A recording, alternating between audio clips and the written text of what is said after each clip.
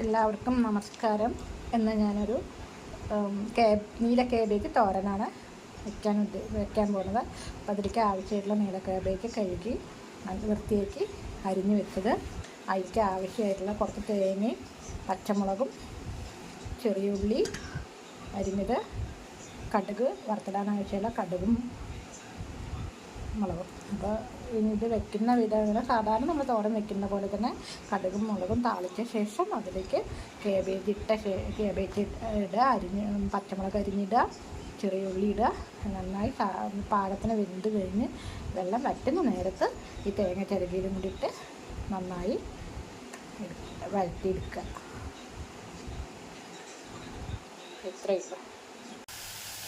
തേങ്ങ ചിരകിയത് ചേർക്കണം.